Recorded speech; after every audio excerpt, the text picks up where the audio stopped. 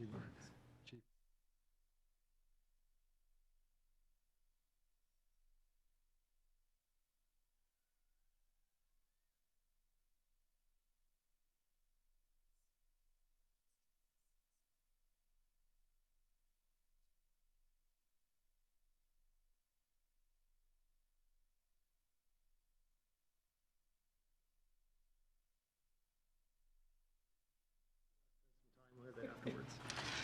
So confusing. When we're ready, Yeah, like right now.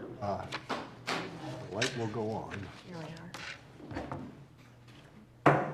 I'll call the July 5th, 2016 regular council meeting to order and ask those in the audience who would like to join us in the Pledge of Allegiance to please stand. I pledge allegiance to the flag of the United States of America and to the republic for which it stands, one nation, under God, indivisible, with liberty and justice for all. Our next item of business is audience comments. And as a reminder, audience comments are an important part of the public process. We take them seriously and factor them into the decisions that we make. Anyone from the public who wishes to comment this evening will have the opportunity to do so. Please direct your comments to the whole council and not individuals. This is not a question and answer session. When recognized, please move to the lectern and speak into the microphone. State your name, address, and relationship to the city, and limit your comments to 5 minutes. If you have written comments, please submit those to the city clerk. A visual timer has been placed on the lectern, which turns yellow when you are within the last minute of your comment period. If you use the full 5 minutes, the timer will sound to indicate the end of your allotted comment time. And again, citizen comments, written and verbal, are an important part of the public process. We take them seriously, and we thank members of the public for taking the time to address us during our meetings. And with that, I would ask, has anyone signed up to speak this evening? No one has signed up. No one has signed up. Is there anyone in the audience desiring to speak? Mr. Kapler. Good evening, David Kapler, 255 Southeast Andrews Street. I want to thank the mayor for his letter regarding the senior center, questioning, making sure their insurance is up to date, and getting into the question of what is a senior center and what should be expected there. The letter back from the senior center indicated the city gives no financial support, but they give them a whole building, which is worth a lot of money. They give them a lot of parking spaces. They also provide all the utilities, gas, electricity, sewage, and we all know about our utility bills. It's a significant for a small house. I'm sure for that building, it's a much larger amount of money. We provide janitorial services, ground services, and building repair services. So there's still a significant contribution the city is making towards the operation of their alleged senior center. Hopefully, this will continue to show in a direction that city's interested in challenging them as to really, is it realistic for the city to tie up a building and all those other resources for the limited amount of service provided at the existing senior center? And thank the city for working to try and fill in some of the gaps and continuing their programs.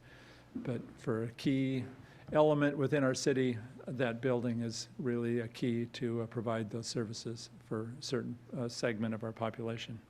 Thank you. Thank you. Is there anyone else in the audience desiring to speak this evening? Anyone else desiring to speak? Anyone else desiring to speak? Seeing no one then, audience comments are closed, and we'll move to committee and regional reports, beginning with Councilmember Batiste. No report tonight, thank you. Councilmember Winterstein. Thank you. There's three I'm going to talk about. First, I'll mention Eastside Fire and Rescue. Our next board meeting isn't until next Thursday, July 14th. But I do want to make everybody in the public aware that There is led by Fire Chief Jeff Clark. They are conducting public community meetings to assist as part of the process to develop a strategic plan. And you can learn a bit more about that at the Eastside Fire and Rescue website. But I wanted to bring to your attention that there's actually the first public community, or they're calling them community meetings, is this July 7th. So that's 2 days from this evening at 6 p.m. at the Eastside Fire and Rescue Station out on Southeast May Valley Road. So that's at 6 p.m. And then there will be another one next Wednesday, July 13th at the Sammamish City Hall. There'll be one at North Bend after that. And eventually they'll be here at Council Chambers on July 27th. So they'll be conducting 5 total community meetings, all starting at 6 p.m. But again, the one here in Council Chambers is on July 27th. The next I'll mention is actually, I don't have an agenda for the next Council Infrastructure Committee report, so there's nothing to say there. But we do have an upcoming Growth Management Policy Board meeting this Thursday, so that is on the 7th. And there's no action to be taken at that meeting, so really nothing to report this evening. That concludes my report. Thank you. Councilmember Martz. Thank you, Mr. Mayor. The Council Services and Safety Committee meeting will be meeting next Tuesday at 5:30 in the Eagle Room. I will actually be out of town, but Councilmember Winterstein has been kind enough to agree to sub for me. The agenda is still to be determined. The SCA, Sound Cities Association Public Issues Committee is meeting on Wednesday, July 13th at 7 p.m. in Renton City Hall. There will not be any items, there will be no action items, but there will be discussion of the King County 2017-2018 budget, an update on Best Starts for Kids levy implementation, an update on future levies and ballot measures, and then the pre-pick meeting is going to, there's an informational session on Sound Transit's ST3 system plan as it was voted, or as it was constituted. The pre-pick meeting will be a PSRC Transportation 2040 update on travel trends that are occurring. And I also will be missing that meeting, and Councilmember Batiste will be covering for me, and she and I have already been chatting about the Best Starts for Kids discussions that we had before she was on council, so she understands what our concerns were and will be going forward. Growth Management Policy Council is meeting on Wednesday, July 27th at 4 p.m. in the PSRC chambers, and I don't have an agenda for that yet. King County Emergency Management Advisory Committee meeting will be next Tuesday, June 14th at 1:30 p.m. in the Renton Public Works Maintenance Division Conference Room. I will also not be attending that, but there will be a large SCA contingent. There's typically 3 voting seats, and 5 or 6 usually are in attendance from SCA. Then the Washington State Emergency Management Council, the one that reports to the governor, will be meeting this Thursday from 9 a.m. till noon. I'm going to teleconference in for that. There is a discussion of the Washington Mutual Aid System Ops and Deployment Guide, which has just been drafted. Then there will be a Emergency Management Advisory Group, which is EMAG, recommendation paper in regards to Homeland Security, which we'll be reviewing.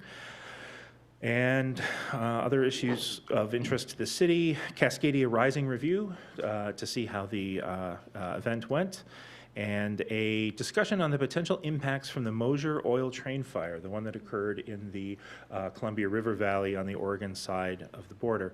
Then I guess that concludes my report. Thank you. Thank you. Councilmember Polly. Thank you, Mr. Mayor. Land and Shore met just prior to this council meeting this evening at 5 o'clock here in council chambers. We had 3 items on the agenda. The first item was a discussion, stormwater land use code updates, the NPDS Phase 2 municipal stormwater permit, and it had to do with, it was a presentation that provided some answers that council members had with questions on low impact development and how we might consider incentivizing that in certain areas of town. It will come, that is going to make its way to PPC through the summer, July 19th and August 11th, and will be on our council docket sometime in September.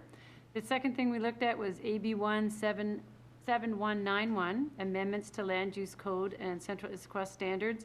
It involved a lot of different issues different items such as sky bridges, building encroachments, et cetera.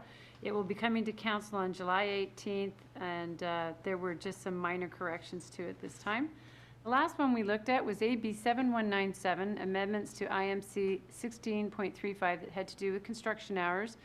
And this is one garnered the most discussion. It is changing our system to create a extended work hours permit, permit fee, and fines for violators, as well as conditions around the after-hours work. And that one had a lot of comments, a lot of discussion, and needs a lot of edits, so it's going to come back to Land and Shore before it comes to council.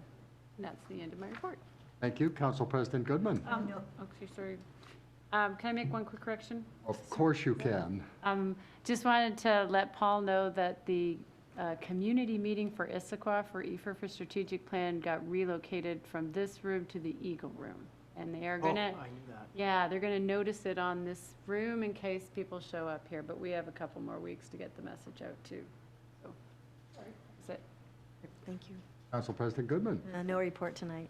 Thank you. I'd like to point out that Councilmember Barber and Ramos are excused this evening.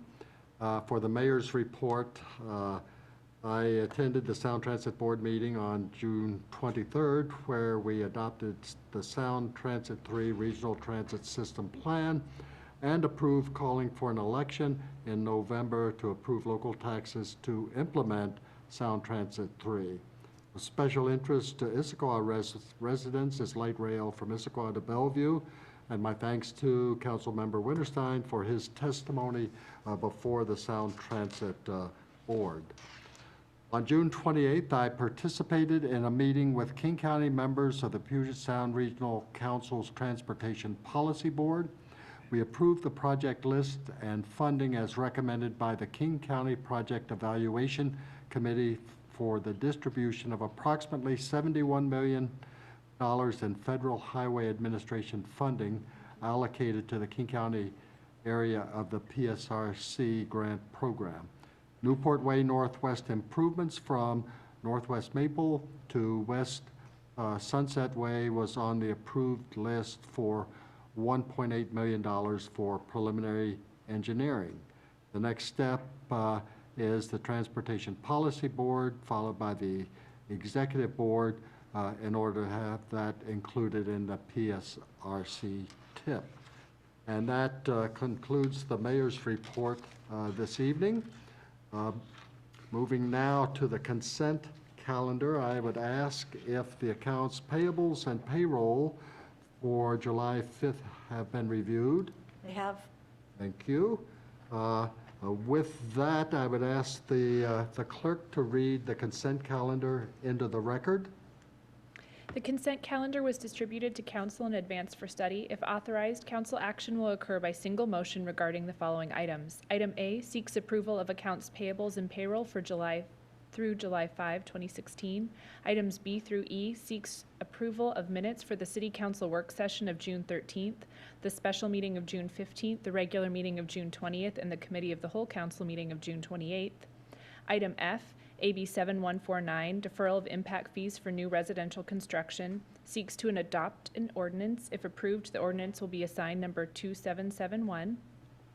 Item G, AB 7208, assume sewer and water utility within South Cove Greenwood Point, seeks to adopt an ordinance. If approved, the ordinance will be assigned number 2772. And item H, AB 7210, 2016 Maintenance Overlay Project Contract MC 16-1, seeks to award bid. This concludes the reading. Thank you. Does any council member desire to remove an item from the consent calendar to regular business for discussion and action?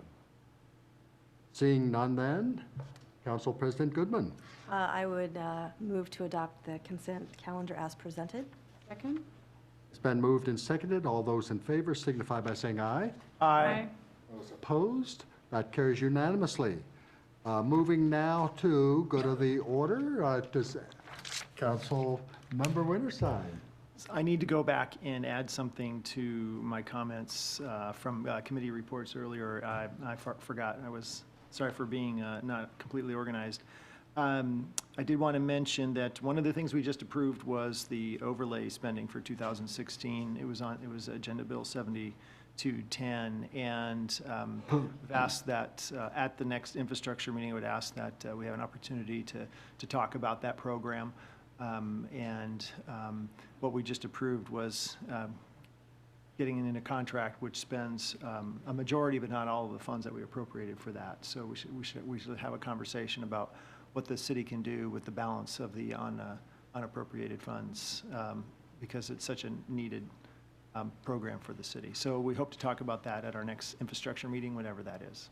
We will make sure that that is on the agenda for the next infrastructure committee meeting.